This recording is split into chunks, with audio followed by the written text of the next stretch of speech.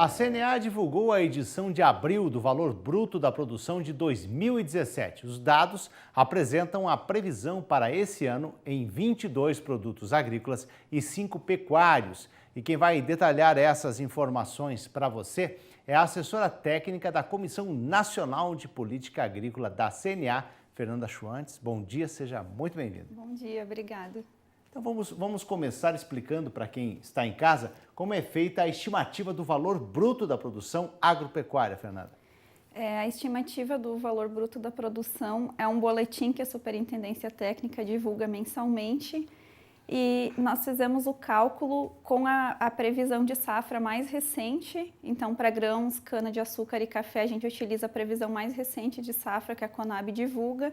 E para as outras culturas, os dados levantados ou pelas comissões de pecuária, de corte, de leite e os dados do IBGE para frutas e hortaliças. Então, a gente avalia essa produção aos preços médios do ano anterior, no caso 2016, e aos preços médios de 2017 para ver se o setor tem potencial de aumentar ou reduzir seu faturamento.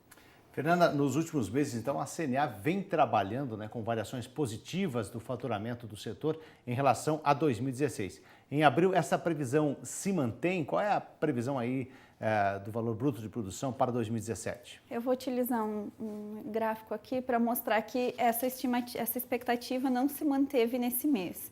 Como em 2016 a gente teve uma quebra de safra bem significativa em decorrência das adversidades climáticas, e agora se estima uma produção mais elevada, a gente vinha trabalhando com expectativa de aumento do faturamento do setor.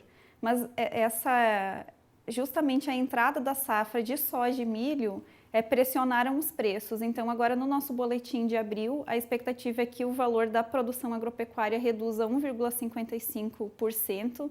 Então, o VBP da agropecuária, considerando as 22 atividades agrícolas, mais a pecuária, deve alcançar 543 bilhões de reais. E o decréscimo das atividades agrícolas é de 0,88% e das atividades pecuárias um pouco superior, 2,7%. Agora, em relação aí aos produtos agrícolas, o que tem determinado essa queda de 0,88% e quais os produtos, então, se destacaram para esse resultado? Então, como eu falei, justamente a entrada da safra de milho, soja e outros cereais pressionaram os preços. Então, o mercado interno está bastante abastecido. A comercialização, a gente tem visto muito que em relação às safras passadas não foi feita muita comercialização antecipada. Então, o faturamento do setor ele deve apresentar uma queda em relação ao ano anterior, justamente em decorrência dos preços, já que a safra vai ser recorde. E só para auxiliar aqui, eu trouxe uma tabela mostrando os principais setores. A gente destaca aqui o caso do milho. Embora os preços do milho tenham reduzido em torno de 25%, o faturamento do setor desse segmento ainda deve crescer 1,9%. Mas isso porque temos uma recuperação de produção bastante significativa em relação à safra passada.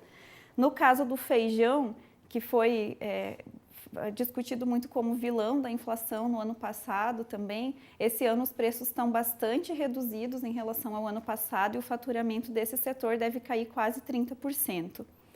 E um outro segmento que eu destaco aqui é a soja, que o faturamento deve cair 2,1% com preços até março desse ano, então considerando janeiro, fevereiro e março em relação ao ano passado, que a gente estima queda de 2,1%. E eu destaco esses produtos porque eles são os que têm maior participação no VBP. Então, uma queda nesses segmentos tem um impacto expressivo sobre o VBP. Eles representam em torno de 20% e 25% do faturamento esperado do setor. Agora, e no caso dos 5 produtos pecuários, a receita também deve cair para os 5 segmentos? Então, no caso dos produtos pecuários, o único que tem expectativa de aumento é o segmento de suínos. No caso da carne bovina, os preços também reduziram em torno de 8% nesses 3 meses em comparação com a média do ano passado, principalmente depois que foi deflagrada a Operação Carne Fraca, que fechou muitos mercados, então isso teve impacto sobre os preços internos.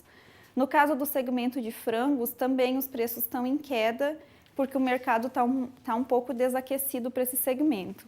leite e ovos não deve cair tanto em relação à média do ano passado.